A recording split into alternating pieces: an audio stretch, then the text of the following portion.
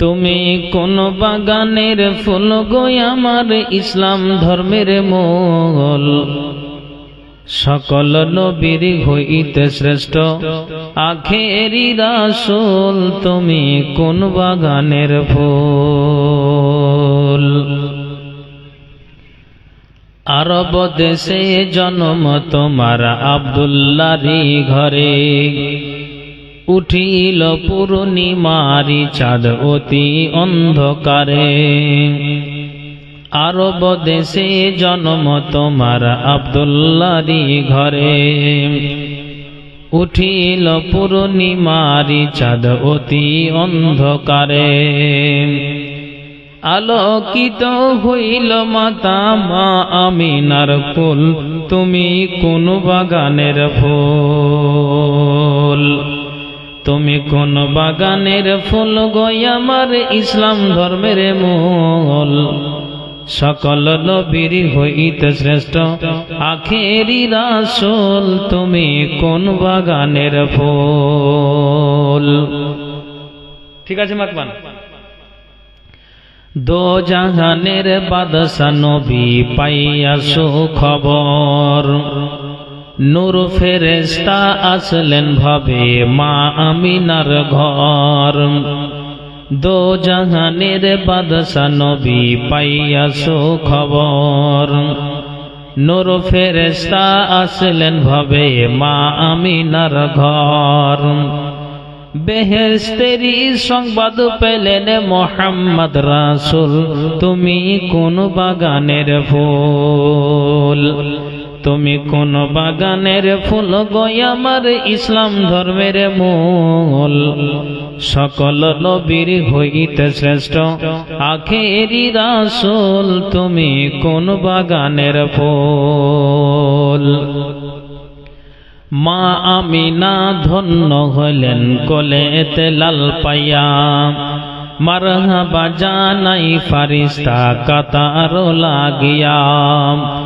মা আমিনা ধন্য হলেন কোলেতে লাল পাইয়া, মারহাবা জানাই ফারিস্তা কাতার লাগিয়া। মধুর সুরে গান গাইতেন মনেরি বুলবুল, তুমি কোন বাগানের ফুল। তুমি কোন বাগানের ফুল গো আমার ইসলাম ধর্মের মূল, সকল নবীর হইতে শ্রেষ্ঠ আখেরি রাসূল। তুমি কোন বাগানের ফুল। হিজরত করতে বাধ্য হলেন রাতেরি অন্ধকারে, দুঃখ লইয়া গেলেন তিনি মদিনার শহরে। হিজরত করতে বাধ্য হলেন রাতেরি অন্ধকারে, দুঃখ লইয়া গেলেন তিনি মদিনার শহরে। মদিনাতে বাজিয়া উঠল ইসলামের ঢোল, তুমি কোন বাগানের ফুল।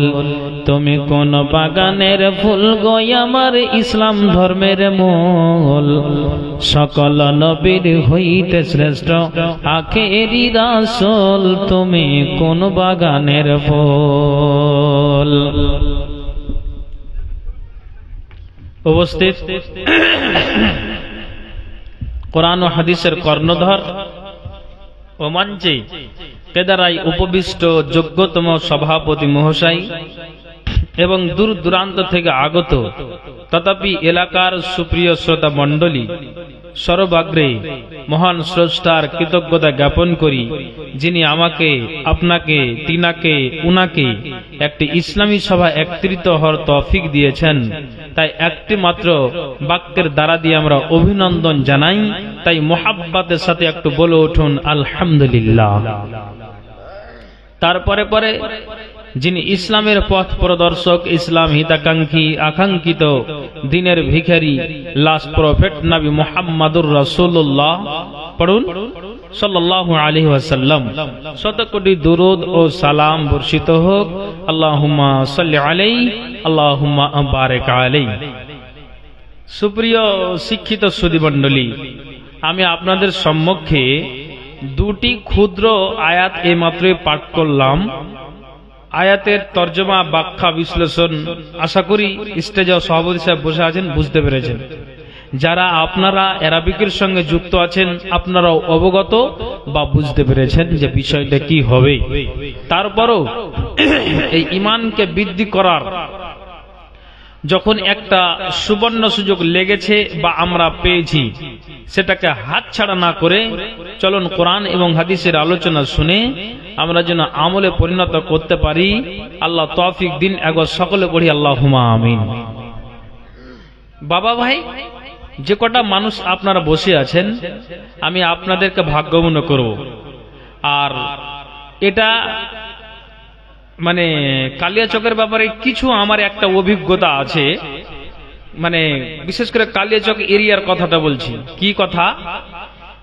2 দিন ব্যাপী জালসা হয়। তো প্রথম রাত্রিতে লোক সংখ্যাও কম হয়, নারীরাও কম হয়, আর যেই হিসাবে লোক সংখ্যা হয় সেই হিসাবে দানটাও হয়। ঠিক বলছি না ভুল বলছি? আর তার পরের দিন এমন ভিড় জমে যায়, তো যা এটা আর বলার থাকে না। জি, তো ভাইজান আলহামদুলিল্লাহ। তবে প্রথম আর দ্বিতীয় বলে কথা নয়, আজকে যে আলোচনা আপনি শুনতে পাবেন, কালকে হয়তো এই কথাটি নাও আসতে পারে, হতে পারে কি পারে না। তো আল্লাহ এক একজনকে এক এক রকমের মান মর্যাদা দান করেছেন। কার কথাতে কোনখানে হিকমত জ্ঞান পাওয়া যাবে এটা বলা মুশকিল। অতএব প্রথম আর দ্বিতীয় বলে নয়, যখন জালসা আপনারা 2 দিন ব্যাপী করেছেন বা কালিয়াচকের মানুষ করে, তা আপনারা আনাচে কানাচে এদিক ওদিক ঘোরাফেরা না করে আপনারা একটু এসে আসুন, এসে সামনে বসুন, তাহলে আমাকেও দুটো কথা বলতে ভালো লাগবে। চলুন ভূমিকা লম্বা না করে কিছু কথা আপনাদেরকে শুনিয়ে দেওয়া যাক। কথা হলো যে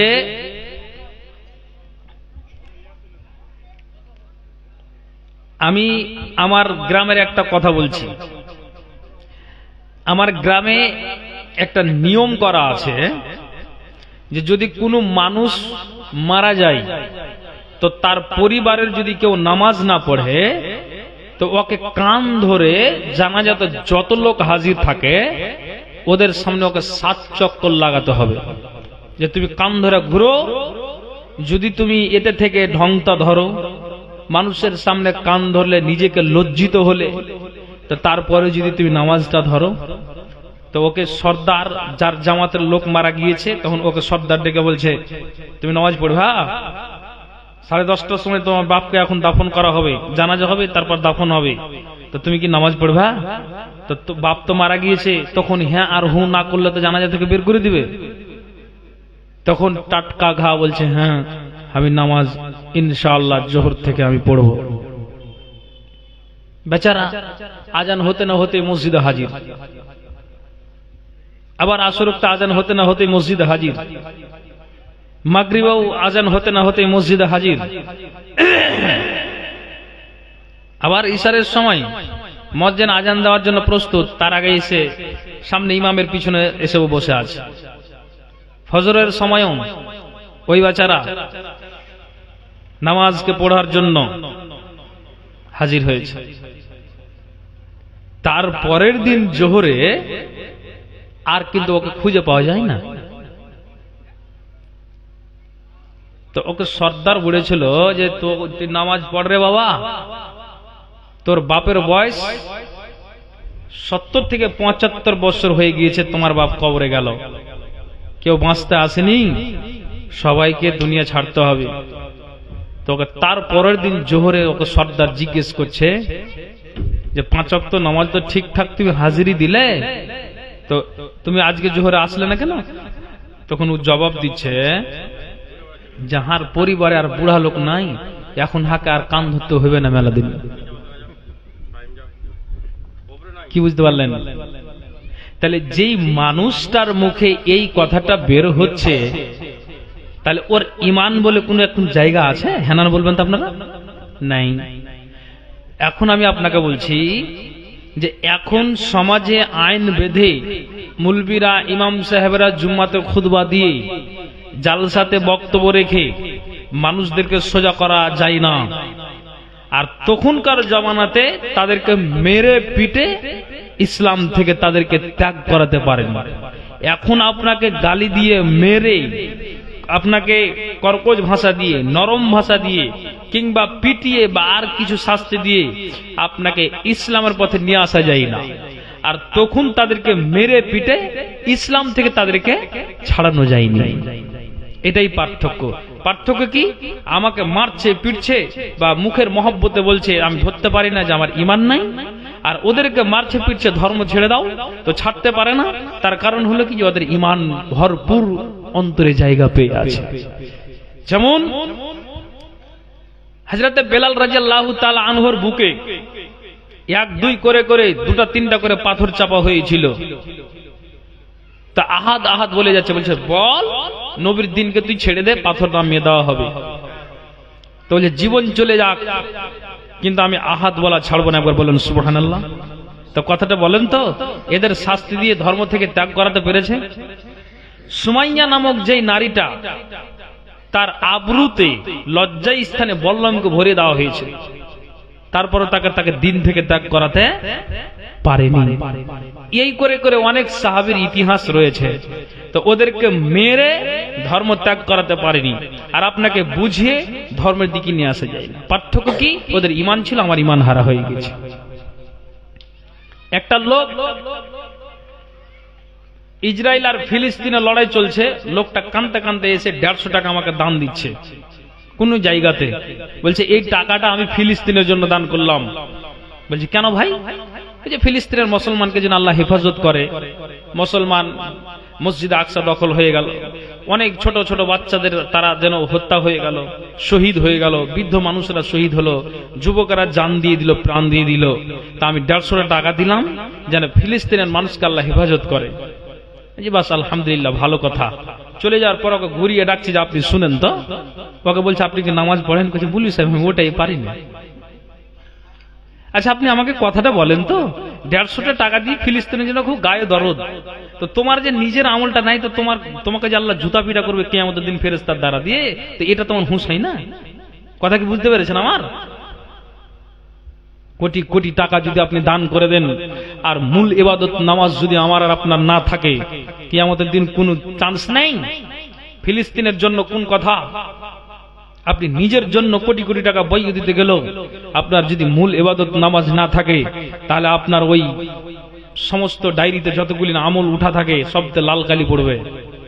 আর আমলের মধ্যে যদি আবার নামাজটা ঠিক থাকে, সমস্ত আপনার যেন আমলে আপনার রাইট চিহ্ন মারা থাকবে বা রাইট চিহ্ন মেরে দেওয়া হবে।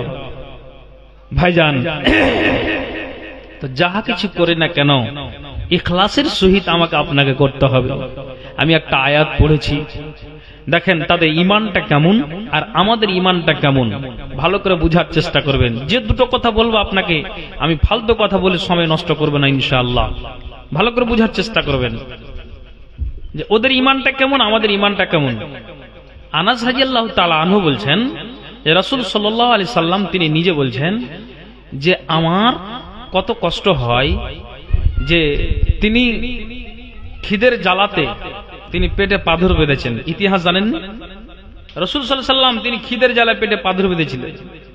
এই মুহাম্মদ সাল্লাল্লাহু আলাইহি সাল্লাম তিনি বলছেন যে আমার কত অভাব বাড়িতে, যে মাসে 30টা দিন এবং রাত ভালোভাবে আমার খাদ্য জুটেনি, আমার পরিবারের খাদ্য জুটেনি। তো মা আয়েশা বলছেন যে রাসূল যেমন অনাহারে থাকতেন, দেখলাম যে নবীজি দিনে অনাহারে, দুপুরে অনাহারে, সন্ধ্যাতে অনাহারে, সকালে খেলো তো দুপুরে কি খাবে তার ব্যবস্থা নাই, দুপুরে যদি খেলো তো রাত্রে কি খাবে তার ব্যবস্থা নাই। তখন আল্লাহ রাসূল সাল্লাল্লাহু আলাইহি সাল্লামের বিবি আয়েশা বলছেন নবী যখন অনাহারে আমরাও অনাহারে, বিবিরা সবাই অনাহারে, এইভাবে দিন আর রাত আমাদের গিয়েছে। তারপরও মা আয়েশা বলছেন যে আমাদের বাড়িতে কোনো মেহমান আসতে গেলে, ফকির আসতে গেলে, মিসকিন আসতে গেলে আমি আয়েশা অভাব থাকতে গেলে ঘুরিয়ে দিনি। জোরে বলেন সুবহানাল্লাহ। এবার আপনি আমাকে একটা কথা বলুন, যে যেই আয়েশা নিজে বলছেন যে নবীজি খেতে পাই না তো আমরাও খাই না, বাড়িতে কেউ যদি আসলে যতটুকু কিছু থাকে আমি ওখান থেকে আমি কি করি, খাবার দিয়ে বিদায় করি। তা আল্লাহ আপনাকে তো ওয়াঢেল পরিমাণে মাল দিয়েছে, তো ওই মাল থেকে যখন আপনাকে কিছু বলা যাবে তখন আপনার মাথা ব্যথা হয় কেন? হয় এই জন্য যে আপনার আপনার আপনার ঈমান এখনো পর্যন্ত অন্তরে জায়গা পায়নি। 4 জন 5 জন বন্ধুকে নিয়ে আপনি জিলাপির দোকানে 1000, 500, 200, 100, 150 করে খরচ করে দিবেন, আর 500 টাকা যদি আপনাকে বলা হয় যে মসজিদের জন্য দাও, তা আপনার মাথা ব্যথা হয়ে যাবে। কিসের জন্য? ওখানে জিলাপি খাওয়াতে ঈমান লাগে না, কিন্তু এখানে টাকাটা দিতে গেলে 100 টাকা আপনার ঈমান লাগবে। কথা বুঝতে পেরেছেন? আমি আপনাকে এটা বুঝাতে চাইছি তাদের অভাবটা কেমন ছিল। এই জন্য আল্লাহ তাআলা কোরআনের আয়াতে তিনি সূরা ইব্রাহিম 14 নম্বর সূরার 7 নম্বর আয়াতে আল্লাহ উল্লেখ করেছেন। আল্লাহ তার আগে যে আয়াতটা পড়লাম, আল্লাহ বলছেন শোনো, আমি তোমাদেরকে বলছি যাহা কিছু আছে তুমি আল্লাহর রাস্তায় খরচ করো, খরচ করো, এর প্রতিদান আল্লাহ তাআলা দিবেন। এই জন্য আল্লাহ তাআলা কোরআনের আয়াতে বলছেন কি, আউযু বিল্লাহি মিনাশ শাইতানির রাজিম, লা ইন শাকারতুম লা আযিদান্নাকুম ওয়া লা ইন কাফারতুম ইন্না আযাবি লাশাদীদ।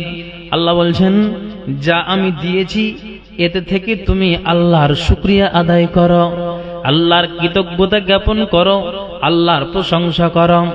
নবীজি বলছেন কোন মানুষকে যদি আমি আল্লাহ ধন দৌলত দিয়ে থাকি, নবীজি বলছেন আল্লাহ যদি কাউকে ধন দিয়ে থাকে, কাউকে জমি দিয়ে থাকে, কাউকে যদি টাকা আর পয়সা ব্যাংক ব্যালেন্স দিয়ে থাকে, তাহলে ওই ব্যাংক ব্যালেন্স থেকে ওই মানুষটা 1 তলা 2 তলা 3 তলা পর্যন্ত বানায়। কিন্তু যদিও প্রয়োজন না হয় তো টাকা আল্লাহ দিয়েছে তার জন্য ও মঞ্জিলকে বানিয়ে দেয়। নবীজি বলছেন যে তোমার বাড়ির পাশে যে 2 তলাটা তুমি দেখলে, ওটা দেখে তুমি মনে খবরদার হিংসা নিও না, খবরদার তুমি তাকে কুনজরে দেখিও না, তুমি ওই 2 তলা দেখে তুমি মনটাকে খারাপ করিও না। রাসূল বলছেন যে তোমার বাড়ির পাশে কে তোমার নিচে আছে তার দিকে তুমি তাকাও, আর ওখানে তাকিয়েই তুমি বলো আলহামদুলিল্লাহ, আল্লাহ তুমি আমাকে ওর চাইতে ভালো রেখেছো। ওই মানুষটা যদি আমার চাইতে ভালো থাকে তাহলে আমি ওই মানুষটার চাইতে ভালো আছি। আল্লাহ লাখ শুকরিয়া, আজ আল্লাহ তুমি আমাকে অনেক ভালো রেখেছো।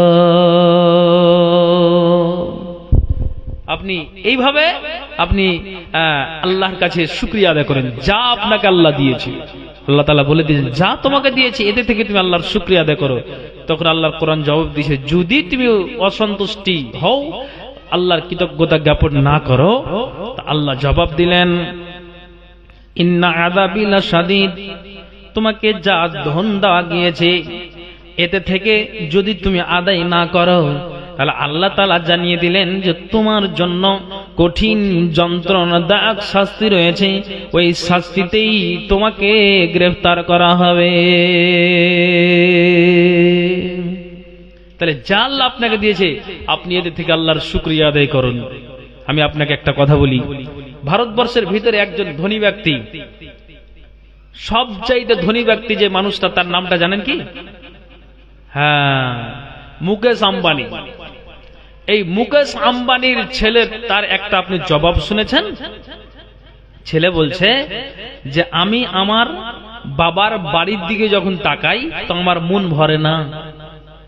বাড়ির দরজাগুলো জানালাগুলো করা আছে লক্ষ লক্ষ টাকা দিয়ে, হীরা আর চাঁদি আর মতিতে বাড়ি ভরা। তার মানে এইরকম আপনার রং করে আর এত সুন্দর করে বাড়িকে আপনার ঝকমকে করে দিয়েছে। বলছে মুকেশ আম্বানির ছেলে যে আমার মন ভরে না। বাড়ির বাবার যখন আমি বাইরের দিকে তাকাই শুধু গাড়ি আর গাড়ি, আমার মন ভরে না। মুম্বাইতে গিয়ে দেখি বাবা এত এত এত তালা মঞ্জিল নিয়ে রেখেছে, মন ভরে না। মাকে আমার বাবা 40 লক্ষ টাকার মোবাইল নিয়ে দিয়েছে, যে মোবাইলের পিছনে আপনার যেন সোনা আর চাঁদি লাগানো আছে পিছন দিকে, মুকেশ আম্বানির স্ত্রীর। তো মোবাইলটার দাম 40 লক্ষ টাকা।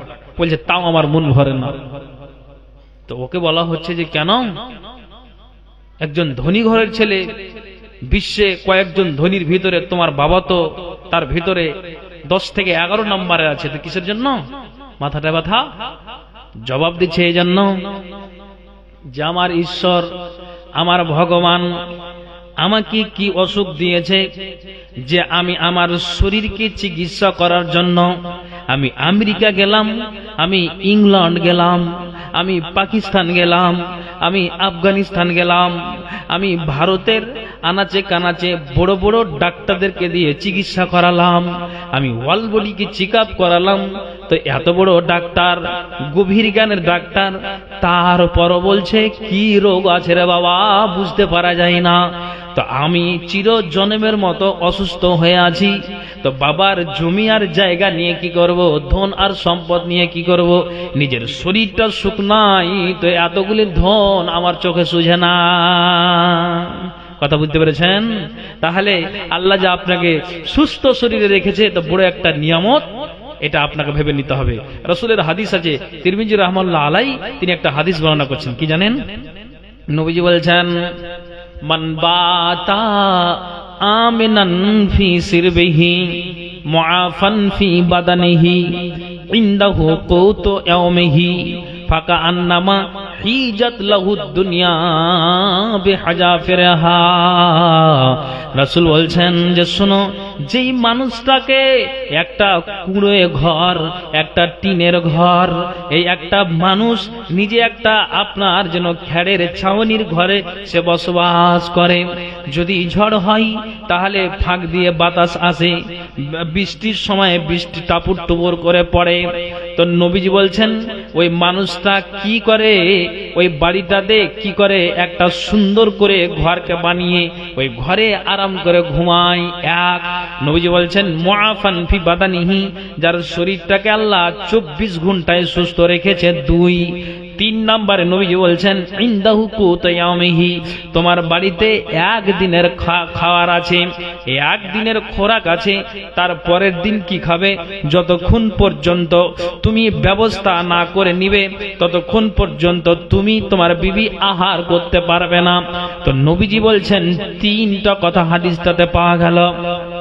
যে মানুষটা তার বাড়িতে নিরাপদে ঘুমায়, এক, তারপরে নবীজি বলছেন মুআফান ফি বাদানিহি, 24 ঘন্টায় আল্লাহ তার শরীরটাকে সুস্থ রেখেছে। 2, 3 নম্বরে নবীজি বলছেন ইনদাহু কুতু ইয়াউমিহি, এবং তার বাড়িতে একদিনের খোরাক আছে। 3, নবীজি বলছেন যাকে এই 3 রকমের যারা এই 3 রকমের আপনার এই অবস্থানে থাকে, আল্লাহ রাসূল বলছেন ফাকা আন্নামা হিজরাত লাহু দুনিয়া বিহাজাফিরহা, রাসূল বলছেন যে তাকে পুরো দুনিয়ার বড় একটা নিয়ামত দান করা হয়েছে।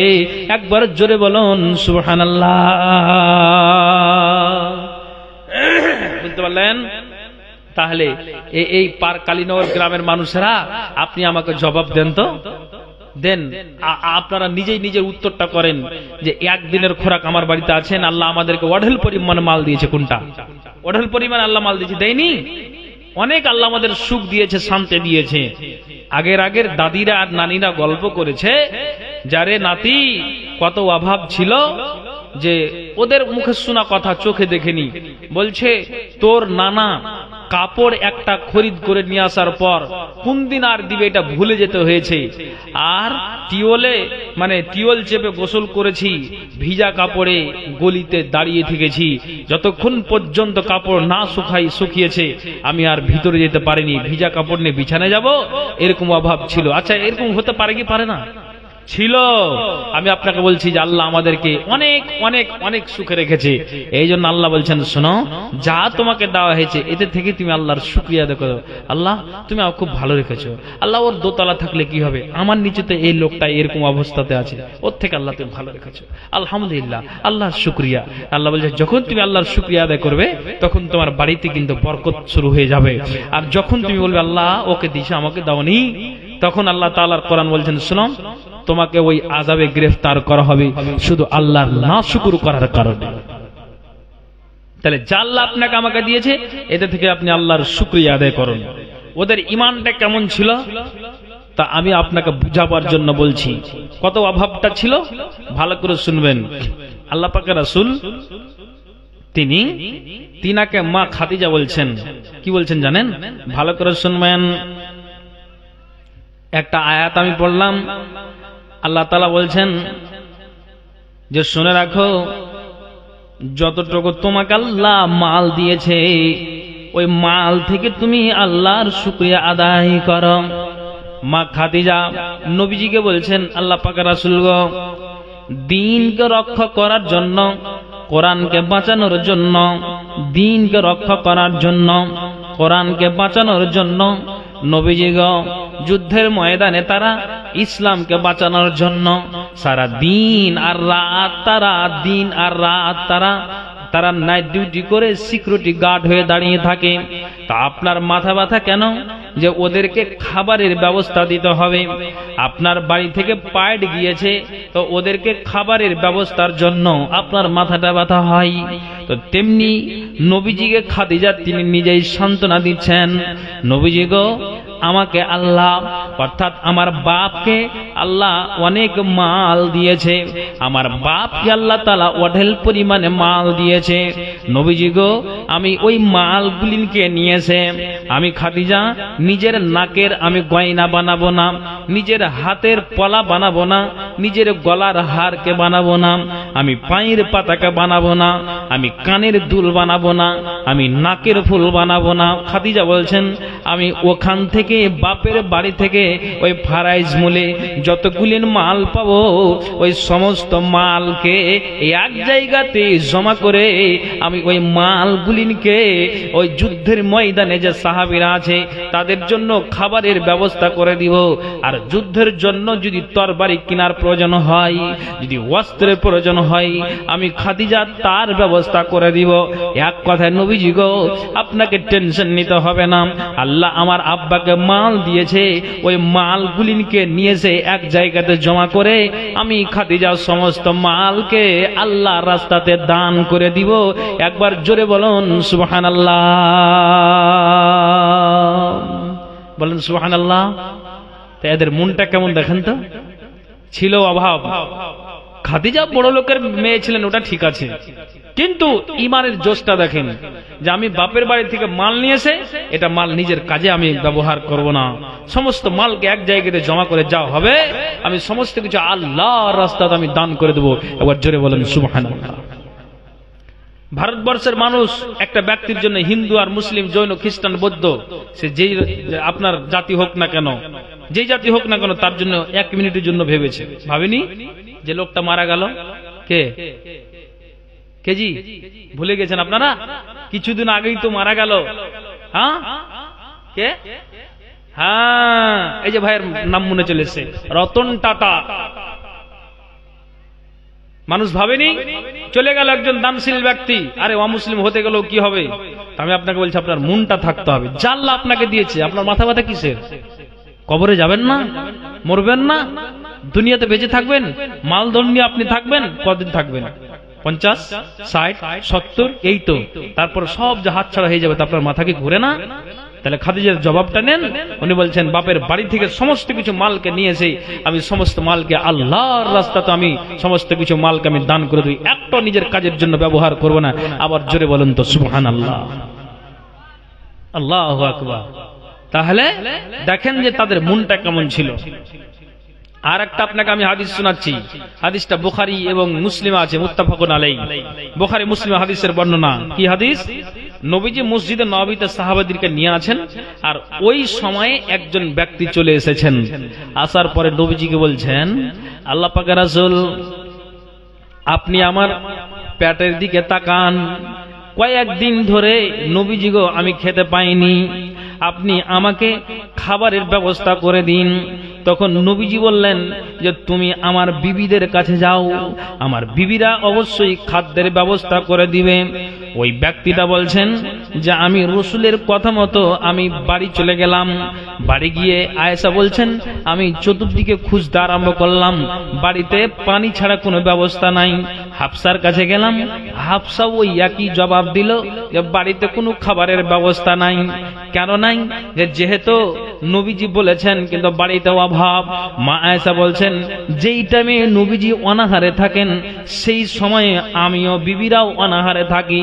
তো তেমনি যেন ওই ব্যক্তিটা ঘুরে আসলেন, আসার পরে নবীজি মসজিদে নববীতে ছিলেন, আর ওই মসজিদে নববীতে ব্যক্তিটা ছিলেন।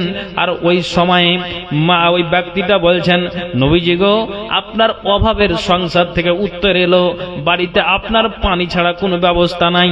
তখন নবীজি দাঁড়িয়ে গেলেন মসজিদে নববীতে, তার হাতটাকে ধরলেন, আর হাতটাকে ধরে ওই নবীজি ওই ব্যক্তিটার ব্যাপারে বলছেন, এখানে যতজন তোমরা কে আছো গো, কোন আল্লাহর বান্দা আছো যে এই ব্যক্তিটার জন্য তোমরা খাবারের ব্যবস্থা করে দিবে?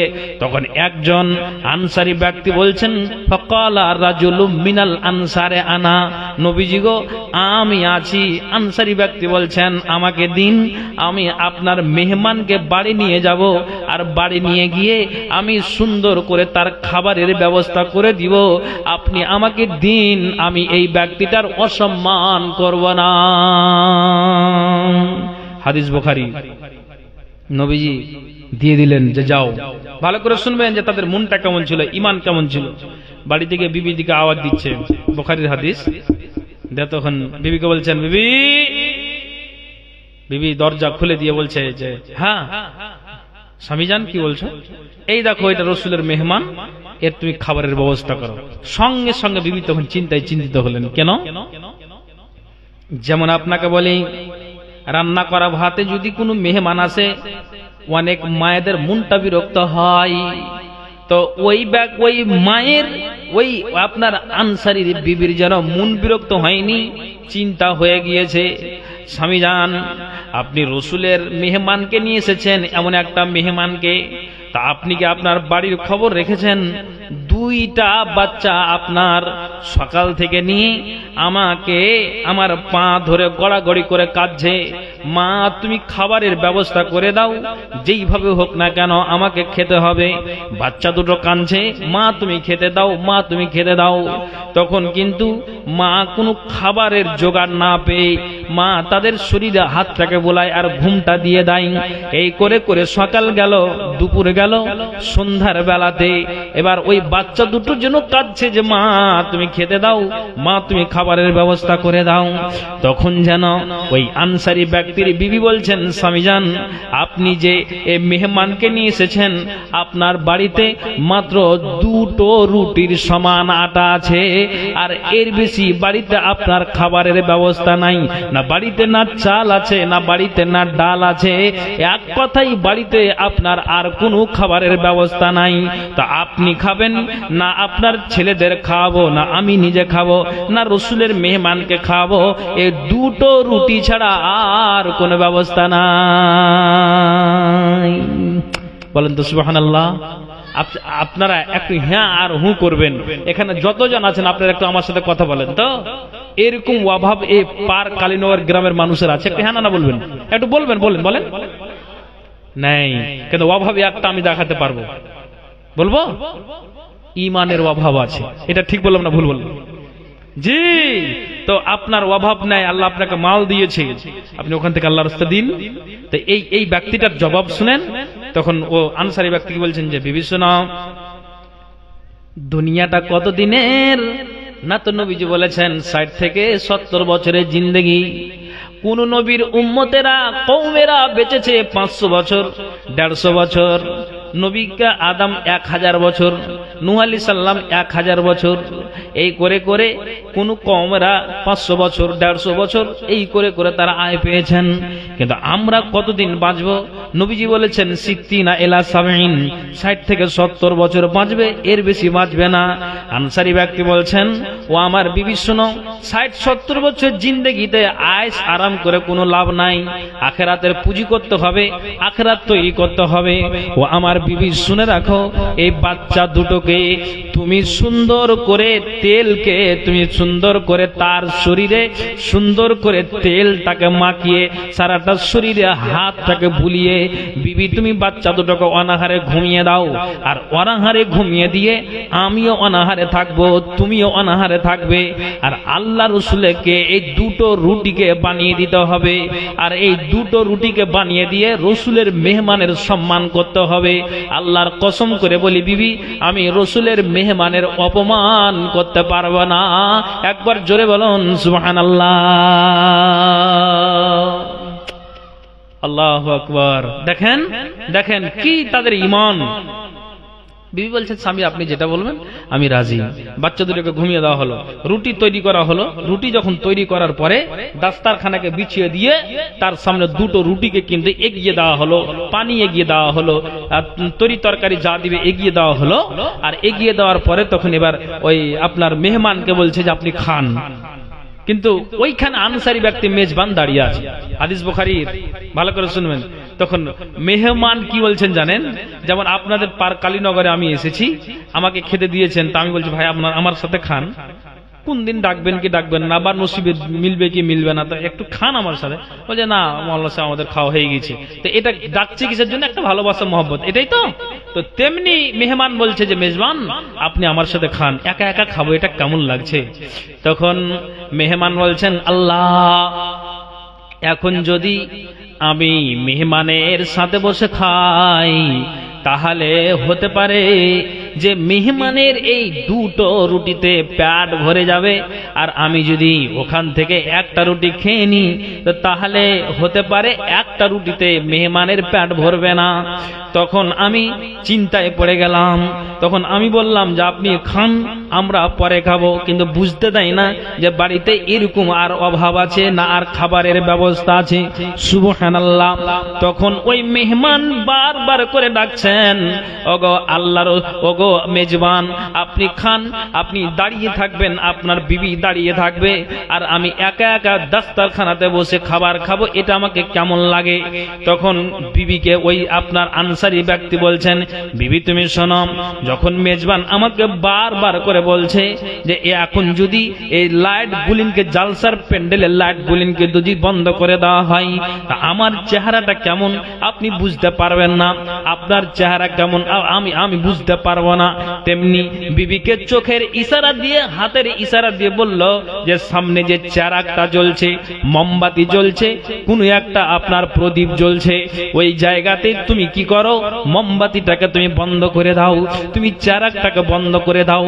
আর চারাকটাকে বন্ধ করে দিতে গেলে তোমার কি হবে জানো, সামনের দিকটা অন্ধকার হয়ে যাবে। আর সামনের দিকটা অন্ধকার হতে গেলে মেহমান বুঝতে পারবে না যে মেজবান আমার সাথে বসে বসে খাচ্ছে। বিবি তাই করলো, হাতের আপনার জন্য হাওয়া দিয়ে আপনার জন্য ওই চারাককে নিমিয়ে দেওয়া হলো, প্রদীপটাকে নিমিয়ে দেওয়া হলো। তখন মেজবান মেহমানের বারবার ডাকে, তখন কি করে ওই ডান হাতটাকে রুটিতে নিয়ে যায়, আবার ওই খালি খালি হাতটাকে আপনার জন্য আবার মুখে দেয়। কিন্তু আল্লাহর কসম একটু রুটি খাই না। একবার বলা যাবে নাকি সুবহানাল্লাহ? ঈমান কেমন তাদের আপনি দেখেন তো। এবার যেন ওই আনসারী ব্যক্তি এমনি এমনি হাতটা আপনার রুটিতে নিয়ে যায়, আবার হাতটাকে আপনার খালি খালি মুখে দেয়। আর দুই আপনার দাঁতকে, উপরের আর নিচের দুই দাঁতকে আপনার যেন এমন ভাবে আপনার যেন দাবাই, যেন মেজবান মেহমান বুঝতে পারে যে মেজবান আমার সাথে বসে বসে খাচ্ছে। ওই দাঁতকে খাবারের মতো করে আওয়াজ করে যাচ্ছে। তো মেহমান বুঝতে পারলো যে অন্ধকারে আমার সাথে মেজবানও খেতে শুরু করেছে, কিন্তু একটুও খাই না। কেন? যদি খাই তো হতে পারে যে মেহমানের পেট ভরবে না। তো এটা বাহানা করে চারাককে, প্রদীপকে নিভিয়ে দিয়ে এমনি রুটটা খালি হাত যায় রুটিতে, আবার খালি হাত নিয়ে আসে তো মুখে দেয়, একটুও খাই না। অবশেষে মেহমান খেতে খেতে খেতে খেতে খেতে খেতে খেতে খেতে দুটাই রুটি খেয়ে নিল। একবার বলেন সুবহানাল্লাহ।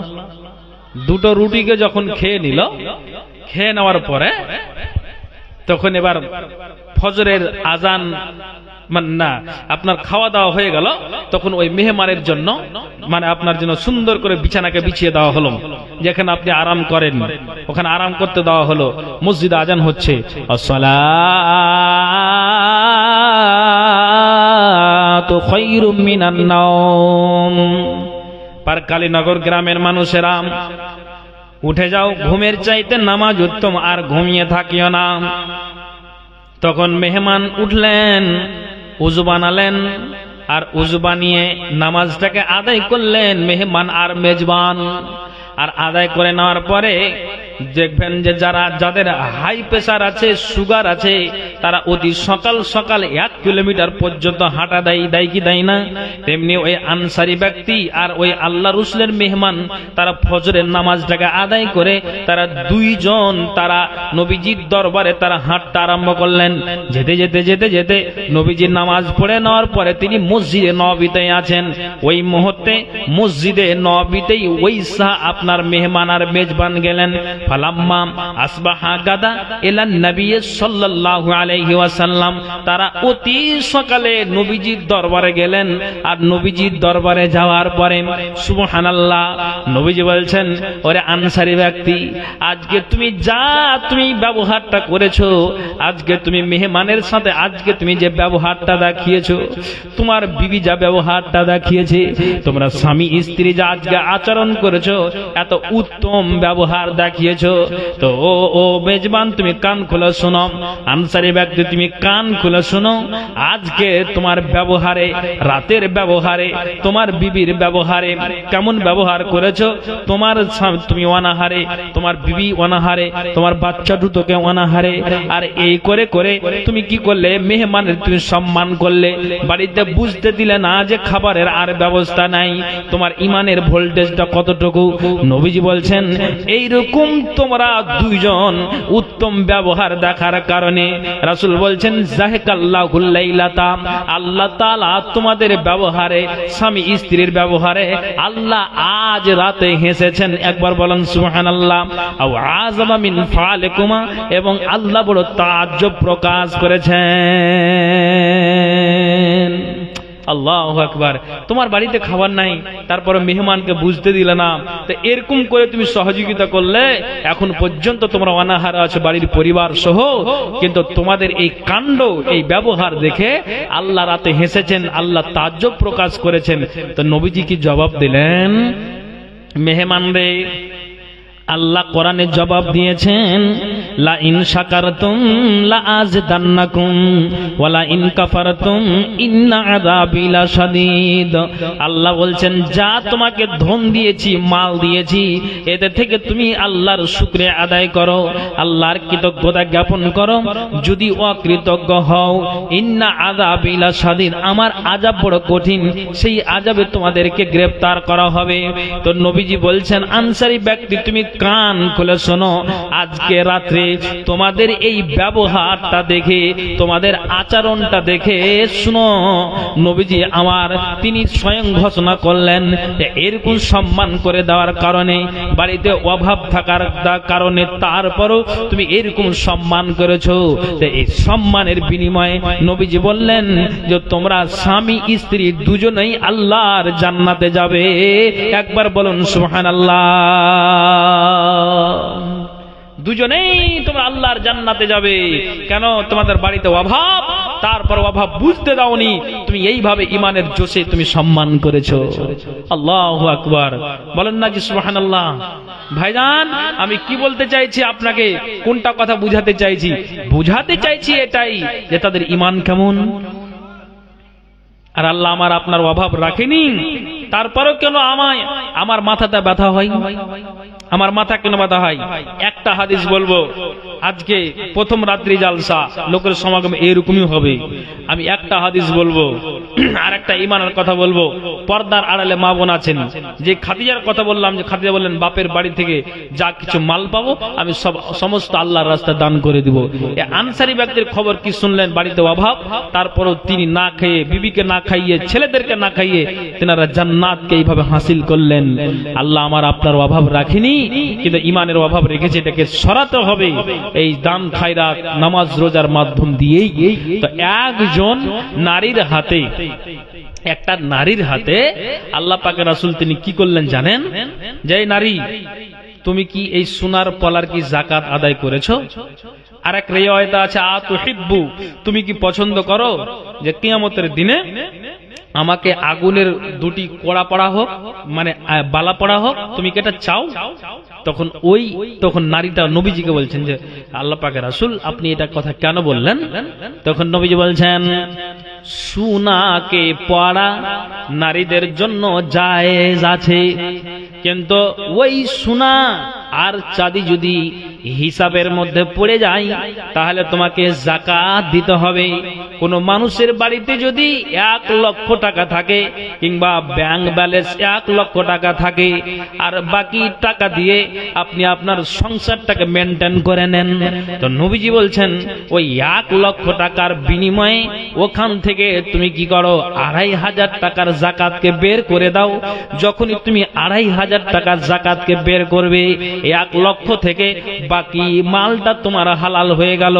জমি থেকে তুমি ভুট্টা নিয়ে আসলে, সরিষা নিয়ে আসলে, ধান নিয়ে আসলে, আর ওই ধানকে নিয়ে আসার পরে গলি থেকে তুমি পাইটকে দিলে, ফকিরকে দিলে, মিসকিনকে দিলে।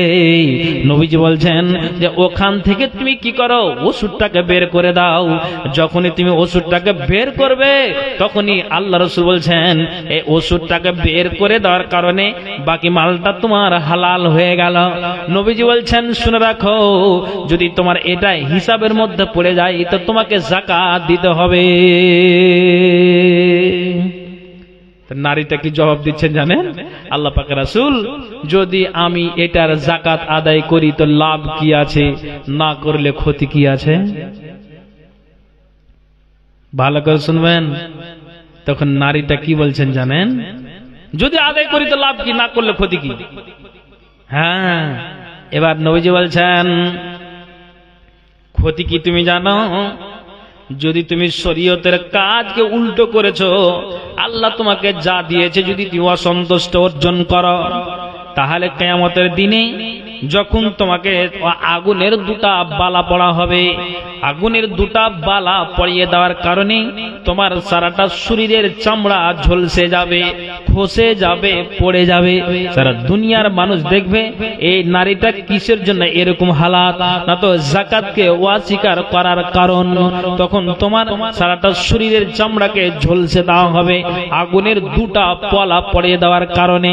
সঙ্গে সঙ্গে ওই নারীটা বলছেন, নবীজি গো, আপনার যেটা পছন্দ নয় আমি এটা পছন্দ করতে পারি না, যেটা আপনার ভালো নয় আমি সেটাকে ভালো বলতে পারি না। নবীজি গো, দুনিয়াতে কতদিন বাঁচবো, আর আমি বেঁচে আমি আয়েশা লাভ করবো, নাকের বানাবো, কানের বানাবো, হাতের বানাবো, পায়ের বানাবো, আমি বানিয়ে ফ্যাশন করে রাস্তাতে চলবো, এটা আমি চাইছি না।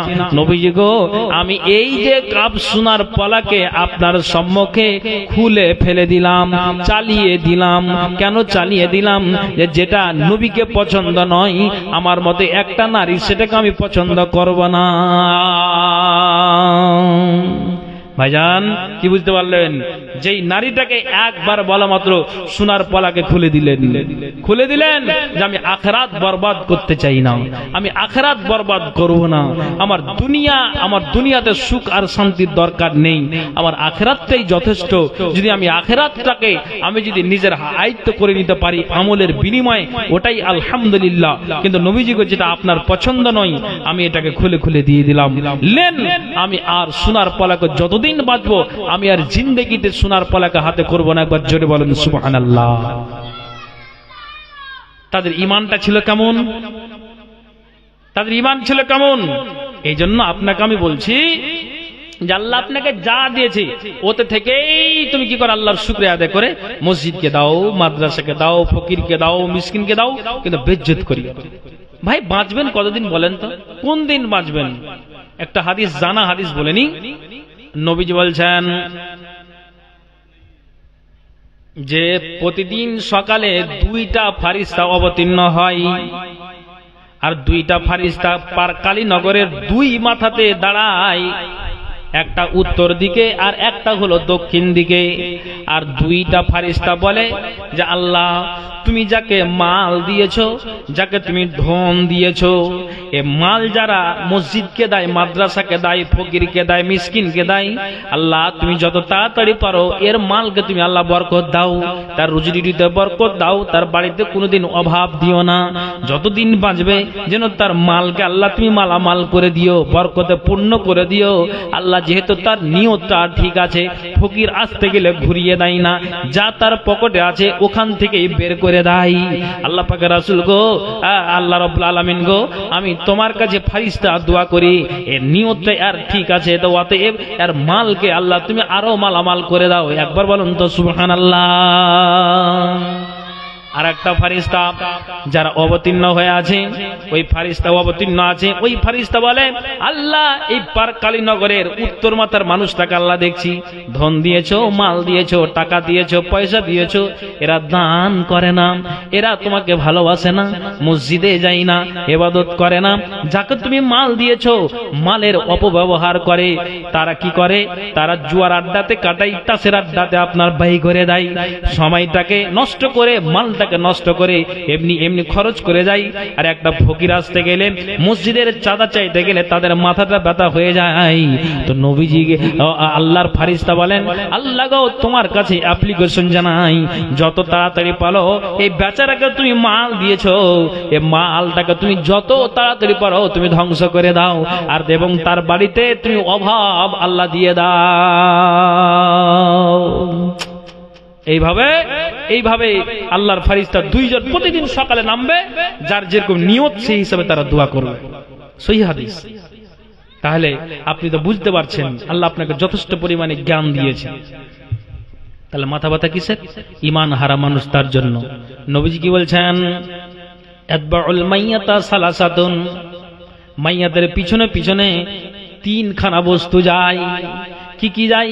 আহলহু, মালহু ওয়া আমালহু। কি যায়? আহলে আইয়াল যায়, ওই মাইয়াতের পিছনে পিছনে আহল যায়, আপনার জন্য মাল যায়, আর আপনার ভালো এবং মন্দ যেটা আমল করেছেন ওই আমলটা আপনার সাথে যায়।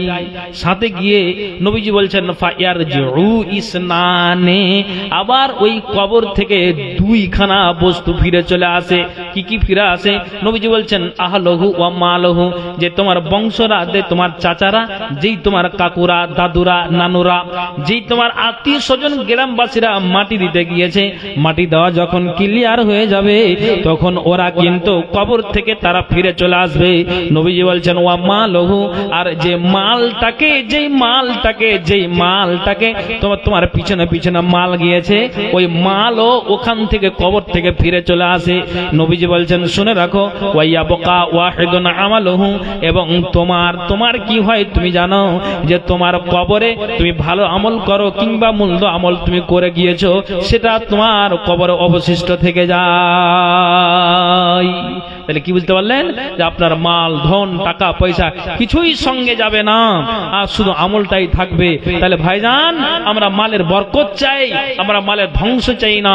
আল্লাহর কাছে দোয়া করবো, আল্লাহ পার কালীনগরে মাল করে দাও। ভাইজান, তো যারা এই জায়গাতে আপনারা আছেন, আমি আপনাদেরকে বলবো, বেশি লম্বা সময় নিব না, 9:30 হয়ে গেল। হ্যাঁ, আমি আপনাদেরকে বলবো যে যারা আপনারা এই জায়গাতে আছেন, কোন আল্লাহর বান্দা আছেন, আমি এতক্ষণ পর্যন্ত তাদের ইমানের ভোল্টেজটা দেখালাম, আর তাদের অভাব, তারপরও তারা কিভাবে ফকির মিসকিনের সম্মান করেছেন, আর তারা দান খায়রাত করেছেন, খাদিজার সমস্ত কিছু মালকে আল্লাহর রাস্তাতে ব্যয় করে দিয়েছেন।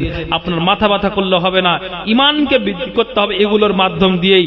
আপনি চিন্তা করিয়েন যে কোন একটা বোঝা আমার মাথায় চেপে গেল, খবরদার এটা মনে কিছু নেবেন না। এখানে যতজন আছেন আমি আপনাকে বলবো, যার যে কোন শক্তি সেই অনুযায়ী আমি আপনাদেরকে বলবো, কোন কি আল্লাহর বান্দা আছেন যে এই জলসাটা কিসের ভাই? মসজিদের উন্নতি কল্পে জালসা। আমি আপনাকে বলবো যে এখানে যখন মসজিদের উন্নতি কল্পে জালসা, যারা আপনারা আছেন, নবীজি বলেছেন আশারায়ে মুবাশশারা, এরা অবশ্যই আল্লাহর জান্নাতে যাবে। আমি আপনাদেরকে এখন ঈমান বুঝতে চাইছি, পার কালীনগর গ্রামের মানুষেরা, আমি আপনাদেরকে বলছি যে ওই খাদিজার মতো, যেই নারী খাদিজা বললেন সমস্ত কিছু মালকে আমি দান করে দেব, আপনাকে টেনশন নিতে হবে না। আবার তারপরে আপনার জন্য আল্লাহ রাসূল সাল্লাল্লাহু আলাইহি সাল্লাম ওই রসুলের মেহমানকে আনসারী ব্যক্তি কিভাবে সম্মান করলে বাড়িতে, তারপরে অভাব। আর এই নারীটা নিজের সোনার পালাকে খুলে দিলেন যে আমি আখিরাত বরবাদ করতে চাই না। তাহলে ইতিহাস থেকে নিয়ে আমাদেরকে জ্ঞান করতে হবে।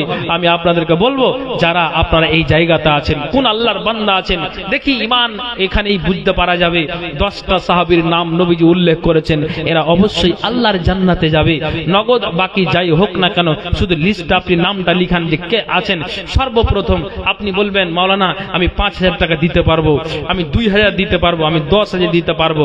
আপনি কালকে বাঁচবেন তার কোনো গ্যারেন্টি নাই, কিন্তু আমি অন্তত 5000 দিবেন। আমি দেশের হাজিরকে অপশন দিলাম 5000, 3000, 2000, 4000, 1000 অন্তত। আমি 10টা কলম চাইছি। কোন আল্লাহর বান্দা আছেন? হ্যাঁ মাওলানা আমি দিচ্ছি। কে আছেন যে আমি 1000 টাকা দিব? আছেন কি কেউ এখানে? যতজন আছেন আপনি বলবেন এখন আমার সম্ভব নয়, তা আমি ওই টাকাটাকে 2 দিন পর দিব। ভাই ভুট্টা কয় বিঘা আছে? আর 50 কেজি বাড়া যাবে? অসুবিধা আছে? আর লিখেন 50 কেজি ভুট্টা দিয়েছে, আমি 1000 টাকা চেয়েছি। একজন কেউ আছেন? কে আছেন বলুন? আপনি ইতিহাস শুনলেন যে তাদের অভাব, তারপরও কিন্তু তারা বুঝতে দেয়নি জান্নাতকে নেওয়ার জন্য। তারা প্রচেষ্টা চালিয়ে গিয়ে জান্নাত হাসিল করেছে।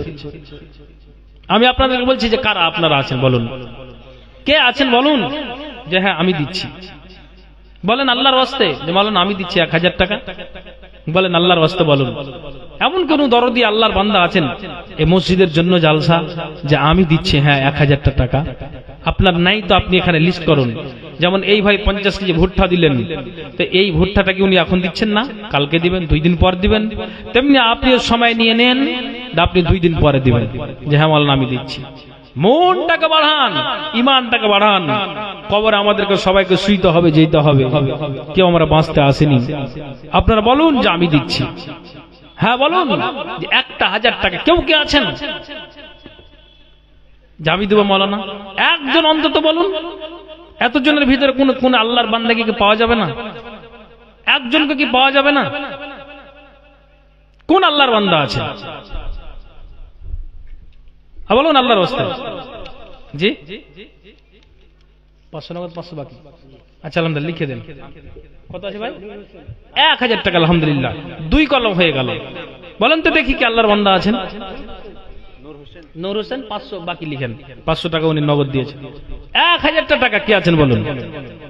ভাই সামনের শ্রোতা, আমি আপনাদেরকে বলছি যারা ডানে বামে বসে আছেন, মা বোন, আমি আপনাদেরকে বলবো যে যেই নারী সোনার পলাকে খুলে দিলেন, যেই খাদিজার সমস্ত কিছু মালকে আল্লাহর রাস্তায় তিনি দান করে দিলেন, সেই নারীর মতো খাদিজার মতো উসমান ইহুদির কাছ থেকে ইনারাকে খরিদ করেছিলেন, মুসলমানদের পানির ব্যবস্থা করে দিয়েছিলেন। আল্লাহ ধন দিয়েছিল, তো ধনটা অপচয় তারা খরচ না করে ঠিক জায়গাতে তারা খরচ করেছে, এর বিনিময়ে জান্নাত হাসিল করেছে। অত্যন্ত তিনি পরেশগার মানুষ ছিলেন সাহাবী উসমান রাদিয়াল্লাহু তাআলা আনহু। যারা পর্দার আলে মা বোন আছেন, কে আছেন এমন আল্লাহর দরদি, আল্লাহর বান্দি যে আমি দিচ্ছি 500 কিংবা 1000 আমি দিচ্ছি? বলুন। আমি এখানে 2টা কলম পেয়েছি। আচ্ছা 2জন নারী চাদরটা নিয়ে দাঁড়িয়ে যাও তো, চাদর নিয়ে যাও, 2জন কোন নারী দিয়ে দাঁড়িয়ে গিয়ে একটু চাদর নিয়ে কালেকশনটা করো ভাই। বলুন আল্লাহর ওয়াস্তে বলুন, বলুন আল্লাহর ওয়াস্তে বলুন। আপনার যদি সম্ভব না হয় আপনি বলুন যে আমি 500 টাকা দিয়েও আমি মসজিদকে সহযোগিতা করছি। কে আছেন বলেন যে আমি 500 টাকা দেব? ভাই ওই আনসারী ব্যক্তির মতো আমি দেখতে চাইছি, খাদিজার মতো দেখতে চাইছি যে 500 টাকা আমি দিচ্ছি আল্লাহর ওয়াস্তে। কে আছেন বলুন? জি একজন বলুন আল্লাহর ওয়াস্তে। মাশাআল্লাহ, একজন ভাই আমার দিয়েছেন 500 টাকা। 3 কলম হলো। আছে দেন 500 টাকা দিয়ে দেন, লিখে দেন আলহামদুলিল্লাহ। বলেন 500 টাকা আমি বলেছি। এবার বলেন কে আছেন আল্লাহর ওয়াস্তে বলুন।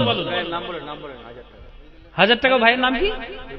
ইব্রাহিম ভাই 1000 টাকা দিয়েছেন। 500 নগদ দিয়ে দেন। মাশাআল্লাহ আলহামদুলিল্লাহ। 4 কলম হয়ে গেল। 1000 টাকা দিয়েছেন। নামটা কি? আমি তো নাম জানি না। নামটা কি ভাই? হ্যাঁ এবার আমি একটা কথা বলি, নাম বলার প্রয়োজন আছে আর দরকার নাই। হাদিসে 2 রকম পদ্ধতিতে দান করা সিস্টেম রসুল দিয়েছেন গোপনেও, যেমন উনি বললেন যে আমার নাম বলার দরকার নেই, বলতে হবে না। আর কেউ যদি আগ্রহী থাকে সেটা বলতে হবে। আমি চাপ দিয়ে বলবো সেটা কথা নেই যে আমি আমার নাম কেন, এটা কথা নেই। কে এটা দিল ভাই? আপনি দিলেন? আচ্ছা, আরেকজন 500 টাকা, আলহামদুলিল্লাহ, আরেকজন 500 টাকা। হ্যাঁ, তো 4, 5, 6 কলম হয়ে গেল, আলহামদুলিল্লাহ। আসুন আল্লাহর ওয়াস্তে অন্তত 500 টাকা আমি বলেছি যে আল্লাহর ওয়াস্তে মেহেরবানি করে এই মসজিদের জন্য অবশ্যই আপনারা দিয়ে যাবেন। কে আছেন বলুন? কে আছেন আল্লাহর ওয়াস্তে বলুন যে আমি দিচ্ছি? বলুন আল্লাহর ওয়াস্তে বলুন। আচ্ছা মা বোন, আমি আপনাদেরকে বলছি যে আপনাদের কাছে চাদর যাচ্ছে, অবশ্যই আপনারা ওই চাদরে ভরে দেন। জি, বুকেতে মারিয়া ছোড়া এধার উধার, গাথিয়া লইবে আর করিবে প্রহার, চিৎকারের চোটে ভূমি কম্পিত হইবে, ভাঙিয়া পিঠের অস্থি চুরমার করিবে, আগুন লাগাবে গাই গন্ধক মাখিয়া, আকাশ সমান আগুন উঠিবে জ্বলিয়া, ভাগিতে চাহিবে গুর্জ মারিবে খিচিয়া, মস্তিষ্ক ছিটিয়া যাবে মাথা ফাটিয়া, সর্বাঙ্গ হইয়া ক্ষত পচিয়া যাইবে, তাহাতে দুর্গন্ধ পুজ বহিতে থাকিবে, এইভাবে তাহাদের বান্ধিয়া জোরেতে দোজকের কাছে নিবে মারিতে মারিতে, দোজক তাদেরকে দেখে উঠিবে গুজিয়া, শুনিয়া তাদের প্রাণ যাইবে উড়িয়া, কি করিবে না করিবে শুধু হাই হাই, রোদন করিবে হাত মারিয়া মাথায়, ফেরেশতারা তাহাদের বলবে প্রকার, এই যে দোজক যারে করেছ এনকার, সবুর করিবে কিবা নাহি করিবে, আদি অন্তকাল এতে থাকিতে হইবে, যে যাহা করেছ তার পাবে প্রতিফল, না হবে আজাব খান্ত কবো একবাল। আসুন আল্লাহর ওয়াস্তে আসুন ভাইজান, 500 টাকা হলো, আপনি আল্লাহর ওয়াস্তে বলুন। আচ্ছা বলেন, কেউ কি একজন ভাই 50 কেজি ভুট্টা দিয়েছেন, ইনার জোড়া কেউ হতে পারবেন? আপনি 20 কেজি লেখান, 30 কেজি লেখান, 40 কেজি লেখান, কে আছেন বলেন? 10 কেজি লিখান, কে আছেন যে আমি দিব 500 টাকা বা আমি 10-20 কেজি ভুট্টা? কে আছেন বলুন আল্লাহর ওয়াস্তে? পর্দার আড়ালে মা বোন আছেন, আমি আপনাদেরকে বলবো অবশ্যই আপনারা দানটা দিয়ে পাঠান, অবশ্যই আপনারা দিয়ে পাঠান। আল্লাহর ওয়াস্তে আপনার কমে যাবে না ভাই। এই 500 টাকা দিবেন, আল্লাহ তাআলা এটাকে হাজার হাজার কোটি গুণে আল্লাহ তাআলা কবুল করবেন। অতএব আপনারা আসুন, আমি মা বোনদেরকে বলছি যে মা বোন আপনারাও ওই চাদর যদি আপনাদের কাছে ঘুরে, ওই চাদরে অবশ্যই আপনারা দেন, অবশ্যই আপনারা দেন, অবশ্যই আল্লাহর ওয়াস্তে মসজিদের জন্য দেন। তো ভাই ভুট্টাগুলো যদি থাকে তো লিখান, আপনার সরিষা থাকলে লিখান, আপনার 500-1000 থাকলে অবশ্যই আপনি আল্লাহর ওয়াস্তে অবশ্যই আপনারা দেন, অবশ্যই আপনারা দেন। ইনশাআল্লাহ আল্লাহ তাআলা আপনার দানকে আল্লাহ তাআলা কবুল করবেন। আসেন, কে আছেন একটু তাড়াতাড়ি করে আসুন। জি, মসজিদে রই শোনরে আজান, চল নামাজে চল। আরেকজন ভাই আমার আল্লাহ এখানে আসিয়া দিল 500 টাকা দান, দান অনুপথে আল্লাহ নেকি জন পান, মিটাও আল্লাহ তুমি মুনরা আরমান, যতদিন বেঁচে রবে ধরার বুকেতে, বাঁচায় রাখিয়ে খোদা সুহি সালামতে, আইন তার করি আছে অন্ধকার গড়ে, তোরা ইয়া নিয়ে প্রভু নিজে কৃপা করে, মাইনদ্র অন্ত ছেলে কোথায় যে ছিলি, 2 হাত বেজে আজ কোথায় যে রইলি, আমি হীন গুনাহগার দোয়া দিব কত, আল্লাহ তুমি নেকি দিও তোমার মনের মতো, আমিন আমিন। শফিকুল ভাইজান উনি 1000 টাকা দান দিয়েছে আল্লাহ, এই শফিকুল ভাইয়ের দানকে আল্লাহ তুমি কবুল করো, যে আশা দান দিয়েছে মনের বাসনা উদ্দেশ্য আল্লাহ তুমি পূরণ করো, আমিন আমিন সুম্মা আমিন বিরহমাতিকা ইয়া আরহামার রাহিমিন। আর কেউ দিল নাকি? আচ্ছা আসুন তাড়াতাড়ি আসুন ভাই। হ্যাঁ, ওই ভুট্টাগুলো সরিষাগুলো ফসলগুলো একটু লিখান তাড়াতাড়ি করে। আসুন, মসজিদের ওই সোনরে আজান, চল নামাজে চল, দুঃখে পাবি সান্ত্বনা তুই বক্ষে পাবি বল রে, ওরে চল নামাজে চল। ময়লা মাটি লাগলো যে তোর, মামুনের কাছে কি চাদর ঘুরছে? চলছে তো মামুন, আপনারা অবশ্যই চাদরে দিন, অবশ্যই আপনারা চাদরে দিন, যা কিছু আছে সুন্নাতি দানগুলো দেওয়ার চেষ্টা করুন। সুন্নাতি দান বলতে নাকের কানের হাতের পায়ের এই দানগুলো সাহাবিয়া নারীরা খুলে খুলে দিতেন, আর নবীজি এই দানকে বেশি পছন্দ করেছেন। সুন্নাতি দান এগুলো নাকের কানের হাতের পায়ের সোনা আর চাঁদি। অতএব মামুন কেউ যদি থেকে থাকেন অবশ্যই আল্লাহর ওয়াস্তে এই দানগুলি দেওয়ার চেষ্টা করুন। আসুন একটু আল্লাহর ওয়াস্তে আসুন। মসজিদের শোন রে আজান, চল চল নামাজে চল, দুঃখে পাবি সান্ত্বনা তুই বকে পাবি বল রে, ওরে চল নামাজে চল। মসজিদের ওই শোনরে আজান, চল নামাজে চল, দুঃখে পাবি সান্ত্বনা তুই বকে পাবি। বেনামিতে আল্লাহ 500 টাকা দান, দান পথে আল্লাহ নেকি যেন পান, মেটাও আল্লাহ তুমি মুনরা আরমান। যতদিন বেঁচে রবে ধরার বুকেতে, বাঁচায় রাখিয়ে খোদা সুহি সালামতে, আইন তার করি আছে অন্ধকার গড়ে, তোরা ইয়া নিয় প্রভু নিজি কৃপা করে। আমিন আমিন। আসুন একটু আল্লাহ আসুন। একলা জীবন একলা মরণ, একলা থাকতে কিসের ভয়, এ দুনিয়ার মানুষগুলো কেউ তো কার নয় গো, এ দুনিয়ার মানুষগুলো কেউ তো কার নয়। একলা জীবন একলা মরণ, একলা থাকতে কিসের ভয়, এ দুনিয়ার মানুষগুলো কেউ তো কার নয় গো, এ দুনিয়ার মানুষগুলো কেউ তো কার নয়। স্বার্থ ছাড়া কেউ চলে না, মনের ব্যথা কেউ বুঝে না, স্বার্থ ছাড়া কেউ চলে না, মনের ব্যথা কেউ বুঝে না। কারো দুঃখ দেখলে আবার করে দুঃখের অভিনয়, এ দুনিয়ার মানুষগুলো কেউ তো কার নয় গো, এ দুনিয়ার মানুষগুলো কেউ তো কার নয়। যে বুঝবে তোমার মনের কথা, যে মুছে দিবে সকল ব্যথা, তাই আল্লাহর সাথে বলো কথা, থাকবে না আর কোনো ভয়। এ দুনিয়ার মানুষগুলো কেউ তো কার নয় গো, এ দুনিয়ার মানুষগুলো কেউ তো কার নয়।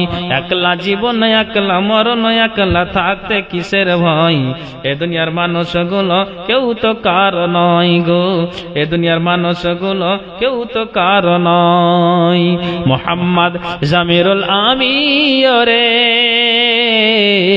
আপন আপন করিসি যারে, মোহাম্মদ জামিরুল আমিন রে, আপন আপন করিসি যারে, তারাই তোকে রাখবে গোরে, ভুলে যাবে দুদিন পর। এ দুনিয়ার মানুষগুলো কেউ তো কার নয় গো, এ দুনিয়ার মানুষগুলো কেউ তো কার নয়। একলা জীবন একলা মরণ, একলা থাকতে কিসের ভয়, এ দুনিয়ার মানুষগুলো কেউ তো কার নয় গো, এ দুনিয়ার মানুষগুলো কেউ তো কার নয়। একটু কোরআনটা দেখুন ভাইজান। আমি আল্লাহর ওয়াস্তে, যেমন বীর মুজাহিদ সৈনিকদেরকে রাসূল দাঁড় করিয়ে তিনি যখন বললেন, জিহাদের জন্য কে কে তোমরা প্রস্তুত আছো, ইসলামকে বাঁচানোর জন্য কে কে তোমরা প্রস্তুত আছো, দ্বীনকে রক্ষা করার জন্য কে কে তোমরা প্রস্তুত আছো, নিজের রক্তকে বইয়ে দিবে, আর রক্তকে বইয়ে দিয়ে ইসলাম জয় হবে। যেমন নবীজি রক্তে রক্তাক্ত হয়েছিলেন তায়েফের মাটিতে, যেমন আমির হামজা উহুদের প্রান্তে তিনি তিনার জানটাকে দিয়ে দিয়েছিলেন। সুবহানাল্লাহ।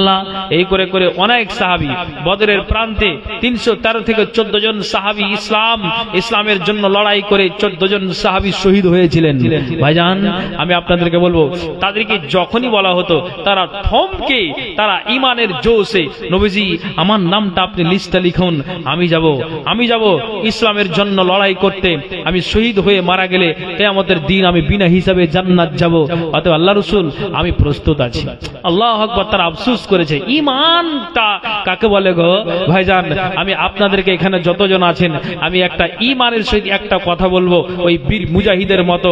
আপনারা এই কথাটা কারা কারা শুনবেন একটু হাতটা উঁচু করেন তো দেখি। লিল্লাহে তাকবীর,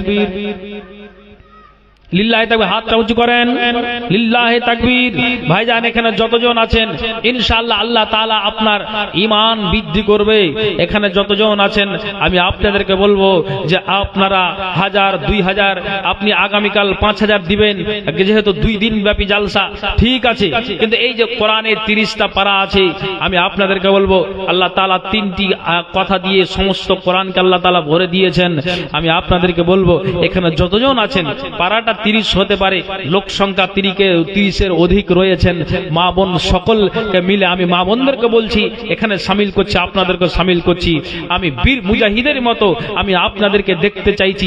যাদেরকে বলা হতো তারা প্রস্তুত নিয়ে নিত, হ্যাঁ আমি প্রস্তুত আছি। আমি এই কোরআনে 30টা পারা আছে, আমি আপনাদেরকে বলবো কারা এখানে কোন আল্লাহর বান্দা আছেন বীর মুজাহিদের মতো। একটা পারাতে আমি 200 টাকা করে দাম ধরছি, 200 টাকা করে টাকা আমি দাম ধরছি। কোন আল্লাহর বান্দা আছেন যে 200 টাকা করে টাকা এই এই এই এই কোরআনের 30টা পারা 30টা জনকে আমি দেখতে চাইছি যে আমি দিচ্ছি। মাওলানা কে আছেন বলুন? এই যে আমার হাতে কোরআন, আপনি বলুন আল্লাহর ওয়াস্তে যে আমি দিচ্ছি। আমি 30টা লোককে দেখতে চাইছি, 30 জন দিবে, আমি সকলের জন্য দোয়া করব। আমি মা বোন যারা পর্দার আড়ালে আছেন, আমি মা বোনদের জন্য আমি খাস করে দোয়া করব। আমি 200 টাকা করে টাকা, আপনি বলবেন মাওলানা আমার নিয়ত আছে 5200, না খবরদার আপনি ভুল করবেন না।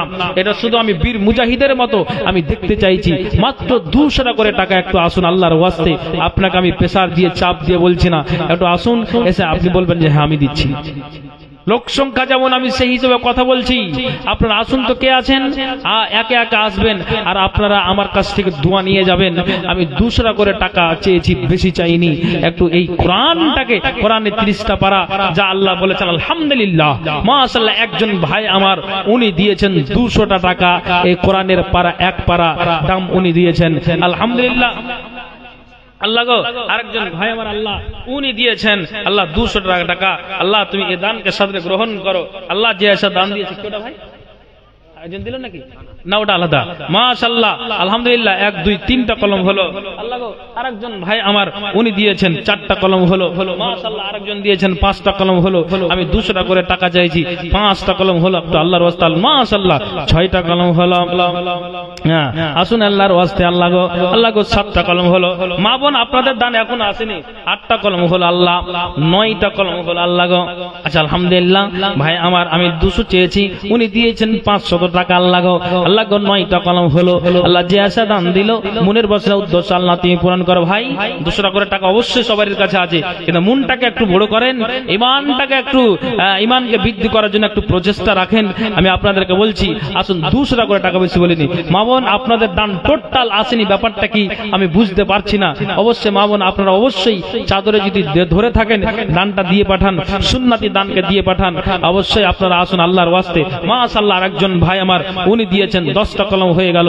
মাশাআল্লাহ একটু হাত টাকা বাড়ান, পকেটে টাকা। মাশাআল্লাহ 11টা কলম হয়ে গেল। মাশাআল্লাহ 12 কলম হয়ে গেল আলহামদুলিল্লাহ, তিনি দিয়েছেন। আল্লাহ গো 12টা কলম হয়ে গেল।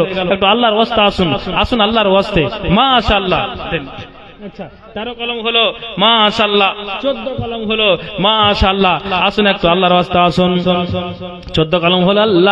আল্লাহ গো 200 টাকা করে টাকা আল্লাহ দিয়েছে। আল্লাহ সত্যি ঈমান আছে মানুষের, বুঝতে পারা গেল। আল্লাহ গো নইলে আল্লাহ দান দিত না। 15 কলম হয়ে গেল। আল্লাহ অবশ্যই আল্লাহ 15 কলম হলো। আল্লাহ গো দানে বুঝতে পারা গেল আর 15টা কলম বাকি আছে। আল্লাহ ইনশাআল্লাহ আল্লাহ পূরণ হবে। আর 15টা কলম। একটু আল্লাহর ওয়াস্তে আসুন তো বীর মুজাহিদের মতো। আল্লাহ তুমি এই দানকে কবুল করো। আল্লাহ 16 কলম হয়ে গেল। আল্লাহ গো মাশাআল্লাহ, আল্লাহ যে আশা দান দিয়েছে আল্লাহ 17 কলম হয়ে গেল। আল্লাহ তুমি এই দানকে কবুল করো, যে আশা দান দিয়েছে মনের বাসনা উদ্দেশ্য আল্লাহ তুমি পূরণ করো। আমিন সুম্মা আমিন বিরহমাতিকা ইয়া আরহামার রাহিমিন। মাশাআল্লাহ 17 কলম হলো, 18 কলম হলো আলহামদুলিল্লাহ। আর 12টা কলম বাকি আছে। আসুন একটু আল্লাহর ওয়াস্তে আসুন, আসুন আসুন। আর 12টা কলম বাকি আছে, ইনশাআল্লাহ পূরণ হবে। ভাইজান সবারই পকেটে টাকা আছে, আপনি ঈমানটাকে একটু পরিচয় দিন, ঈমানের পরিচয় দিন।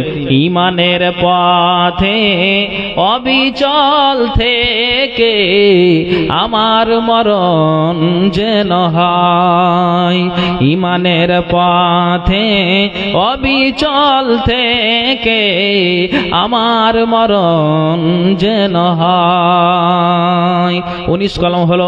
আসুন তাড়াতাড়ি করে আসুন, তাড়াতাড়ি করে আসুন ভাই, আসুন আসুন আল্লাহর রাস্তায় আসুন। 20 কলম হলো। মাশাআল্লাহ আর 21টা হয়ে গেল, মানে আর 9টা কলম বাকি আছে।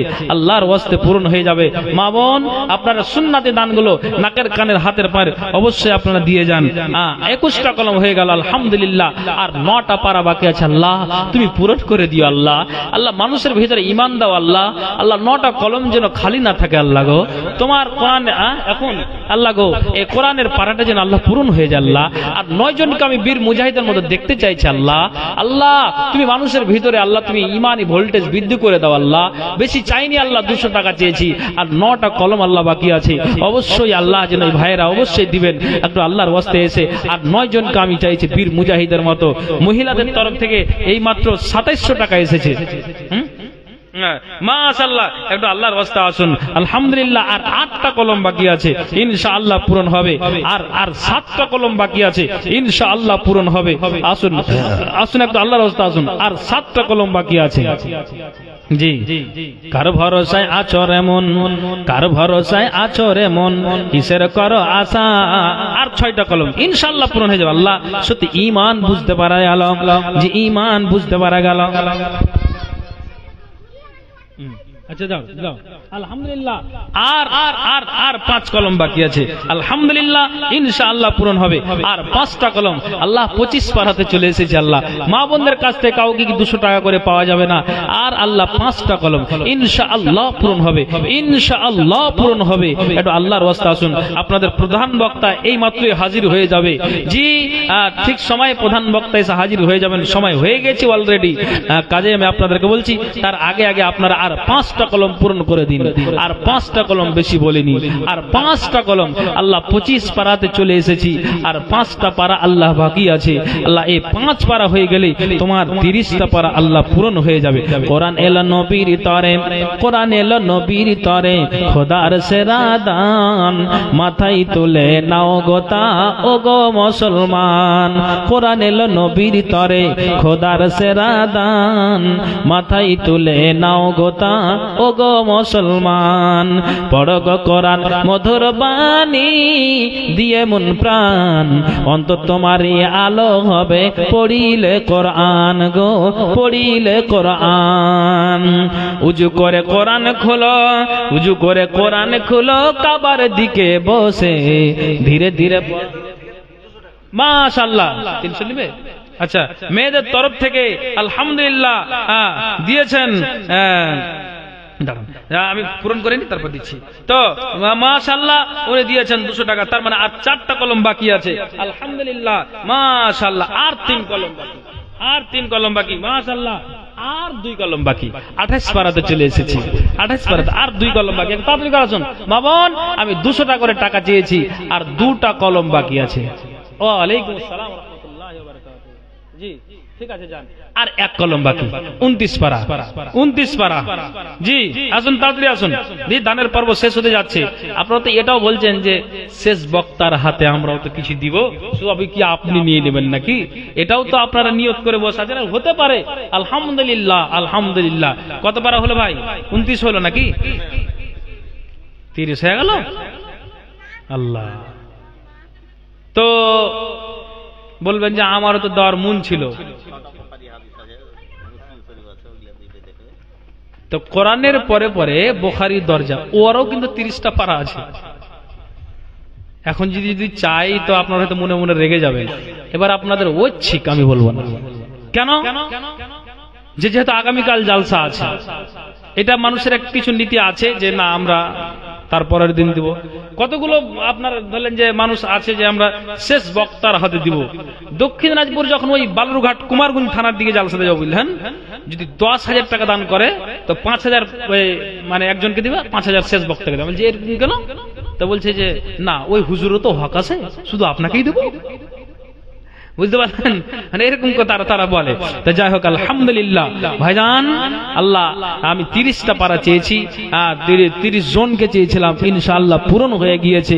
তবে আমি আপনাদেরকে বলবো যে যদি আপনারা এই বুখারী 30টা পারাকে যদি আপনারা দেন 200, 100, 500 যতটুকু আপনার ইচ্ছা, 50 টাকা হলো আমি শামিল করব। আমি লোকের সমাগম দেখে এই কথা বলছি, 50 টাকা হলো আমি শামিল করব। অতএব যদি থাকেন এটা আল্লাহর ওয়াস্তে টাকাটা নিন, আল্লাহর ওয়াস্তে যদি থাকেন তো একটু অবশ্যই আপনারা দিয়ে যাবেন। আর ওই ধান সরিষা ভুট্টা গুলো যদি থাকে অবশ্যই আপনারা লিখান, অবশ্যই আপনারা লিখান। জি ভাইজান, কেউ যেন আমরা দেরি না করি। আমার মরণ আসিবে কখনো কেউ তো জানে না, আমার মরণ আসিবে কখনো কেউ তো জানে না। আমি মইরা গেলে আমায় তোমরা ভুইলা যায় না, আমার মরণ আসিবে কখনো কেউ তো জানে না। তোমার আমার কে আপন একটু ভাবনা, যিনি আপন তিনি কাঁদেন সোনার মদিনা। তোমার আমার কে আপন একটু ভাবনা, যিনি আপন তিনি কাঁদেন সোনার মদিনা। আরে সেই নবীর দিদার পেতে চলো মদিনা, আমার মরণ আসিবে কখনো কেউ তো জানে না, আমার মরণ আসিবে কখনো কেউ তো জানে না। গাড়ি বাড়ি টাকা করি যাহা করেছি, সব কিছু ফালাইয়া আজি একা যাইতেছি। গাড়ি বাড়ি টাকা করি যাহা করেছি, সব কিছু ফালাইয়া আজি একা যাইতেছি। আরে এত নিষ্ঠুর হবে মানুষ জানা ছিল না, আমার মরণ আসিবে কখনো কেউ তো জানে না, আমার মরণ আসিবে কখনো কেউ তো জানে না। ভাইজান তো সভাপতি স্যার সমাপ্ত করবো নাকি? 20 ছাড়বো? আচ্ছা ঠিক আছে। তো এই 20 মধ্যে যারা আপনারা দেওয়ার যদি থাকেন কেউ 100টা করে টাকা যদি আপনারা দিতে পারেন, বুখারীর 30টা পারা পূরণ হয়ে যাবে। আমি বিশেষ করে এই টাকাটার জন্য মা বোনদেরকে বলবো, এই ভাইয়েরা 200টা করে টাকা কোরআনের প্রতি দিয়ে 30টা পারাকে পূরণ করেছে। আমাকে 10 মিনিট আর বললেন সভাপতি সাহেব, উনি আমাদের হলো মেন, বুঝতে পারলেন? উনি যেমন হ্যান্ডেল ঘুরাবে ঘুরতে হবে। তো ভাই কথাটা হলো যে যখন 5 থেকে 10টা মিনিট উনি বললেন, তা আমি এরই মধ্যে এরই ফাঁকা মা বোনদেরকে বলছি যে আপনারা আছেন কি 200-100 টাকা করে এই বুখারীর কোরআনের পরে পরে বুখারীর দরজা বাচ্চা ছেলেদের হাতে আপনারা দিয়ে পাঠান, তো বাচ্চা ছেলেদের হাতে দিয়ে পাঠান। দেন বুখারীর 30টা পর আমি 30টা মহিলাদেরকে মাদেরকে আমি দেখতে চাইছি। আসুন একটু আল্লাহর রাস্তা আসুন, আসুন একটু দিয়ে যান তো মা বোন, অবশ্যই আপনারা দিয়ে যান। আমি দেখতে পাই না কতজন আপনারা আছেন, কিন্তু এটা তো আশা করা যায় যে 30-এর অধিক আছেন, এটা কোনো সন্দেহ নেই। তো কাজেই আমি বলছি যে বাচ্চা ছেলেদের হাতে, কচি কচি বাচ্চাদের হাতে অবশ্যই আপনারা দিয়ে পাঠান, অবশ্যই দিয়ে পাঠান। আপনাদের জন্য খাস করে দোয়া করব, খাস করে দোয়া করব। একটু আসুন, একটু আল্লাহর রাস্তা আসুন, মেহেরবানি করে এই মসজিদের জন্য অবশ্যই আপনারা দিয়ে যান। আল্লাহ তাআলা এই দানকে অবশ্যই কবুল করবেন। আসুন একটু তাড়াতাড়ি দিয়ে আসুন। আর সুন্নতি দান, সুন্নতি দান নাকের কানের হাতের পায়ের, এটা কি কাউকে আর পাওয়া গেল না আজকে, না আগামীকাল আপনারা দিবেন আল্লাহই ভালো জানে। তো যাই হোক, যদি থাকে আগামীকাল দিলেও অবশ্যই আপনারা দিবেন, খবরদার অবহেলা করবেন না। আসুন আসুন মা বোন, আমি দেখতে চাইছি যে আল্লাহর ওয়াস্তে 100-200 টাকা করে 30টা কলমকে আমি দেখতে চাইছি। তাড়াতাড়ি করে আসবেন দিয়ে, যেহেতু আপনারা একটু দূরে বসে আছেন, অবশ্যই আপনারা দিয়ে যাবেন। আলহামদুলিল্লাহ, চলে এসো সামনে, তাড়াতাড়ি দাও। আসেন একটু আসেন মা বোন। এই যে এই মুহূর্তে একজন ছোট্ট বোন আমার 100 টাকা দিয়ে গিয়েছে। আমি বলছি 100-200 হলো আমি শামিল করবো, অবশ্যই আপনারা দিয়ে যান। 100 টাকা আল্লাহ কোন মা দিয়ে পাঠিয়েছে, আল্লাহ তুমি দানকে সাদরা গ্রহণ করো। যে আশা দান দিয়েছে মনের বাসনা উদ্দেশ্য আল্লাহ তুমি পূরণ করো। আমিন সুম্মা আমিন রহমাতিকা ইয়া আরহামার রাহিমিন। কার ভরসায় আছো রে মন, কিসের করো আশা, একদিন তোমার বাড়ি গাড়ি সব ভেঙে হয়ে যাবে তোমার বাসা। তোমার গুহনা দিন ফুরাইয়া যাবে, জৈবনে লাগবে ভাটি। ওই যে দেখো ডাকিতেছে তোমায় কবরের মাটি, ওই যে দেখো ডাকিতেছে তোমায় কবরের মাটি। সন্ধ্যার আগে যেদিন ডুবিবে বেলা, এক পলকে ভেঙে যাবে তোমার রঙেরই মেলা। সন্ধ্যার আগে যেদিন ডুবিবে বেলা, এক পলকে ভেঙে যাবে তোমার রঙেরই মেলা। কারে দিবা তুমি জোরে ধমক, কার মাথায় ভাঙবা লাঠি। ওই যে দেখো ডাকিতেছে তোমায় কবরের মা মাটি। ওই যে দেখো ডাকিতেছে তোমায় কবরের মাটি। খবর পেয়ে আসবে আত্মীয় স্বজন, তোমারই চার পাশে বসে তারা করিবে কান্দন। খবর পেয়ে আসবে আত্মীয় স্বজন, তোমারই চার পাশে বসে তারা করিবে কান্দন। সাজাইবে মনের মতন কি সুন্দর পরিপাটি। ওই যে দেখো ডাকিতেছে তোমায় কবরের মাটি। ওই যে দেখো ডাকিতেছে তোমায় কবরের মাটি। কার ভরসায় আছরে মন কিসের করো আশা, একদিন তোমার বাড়ি গাড়ি সব ভেঙে হয়ে যাবে তোমার বাসা। তোমার গহনা দিন ফুরাইয়া যাবে, জৈবনে লাগবে ভাটি। ওই যে দেখো ডাকিতেছে তোমায় কবরের মাটি। ওই যে দেখো ডাকিতেছে তোমায় কবরের মাটি। আলহামদুলিল্লাহ কয়েকটা কলম হয়েছে 100 করে। একজন ভাই আমার 500 টাকা দিয়েছে, আরেকজন ভাই আল্লাহ 100 টাকা, আরেকজন ভাই আল্লাহ 100 টাকা। দান আল্লাহ তুমি সাদরে গ্রহণ করো। যে আশা দান দিয়েছে মনের বাসনা উদ্দেশ্য আল্লাহ তুমি পূরণ করো। মনের বাসনা উদ্দেশ্য পূরণ করো। আমিন সুম্মা আমিন বিরহমাতিকা ইয়া রাহমার রাহিমিন। ভাইজান কথাটা হলো যে এই যে যা কিছু বললাম, আল্লাহ বলছেন কোরআনের আয়াতে যে তোমাকে যা দেওয়া হয়েছে এতে আল্লাহ সই তুমি আল্লাহর মসজিদে ফকির মিসকিনকে, দরিদ্র মানুষকে, ক্ষুধার্ত মানুষদেরকে তুমি আহার করো। আল্লাহ বলছেন যা দিয়েছি এতে থেকেই তুমি আল্লাহর সন্তুষ্টি অর্জন করো। যদি অকৃতজ্ঞ হও ইন্না আযাবি লাশাদীদ, আমার আযাব বড় কঠিন, সে আযাবে তোমাদেরকে গ্রেফতার হতে হবে। তো ভাইজান কথা হলো যে আজকে আমার বিষয়টা ছিল দানের। যে দেখেন তো তাদের ইমানটা দেখেন, অভাব থাকতে গেলেও তার অভাবকে বুঝতে দেয়নি, মেহমানের সম্মান করেছেন। কাজেই ভাইজান আমরা যারা বেঁচে আছি এই আল্লাহর কাছে দোয়া করব যে আল্লাহ,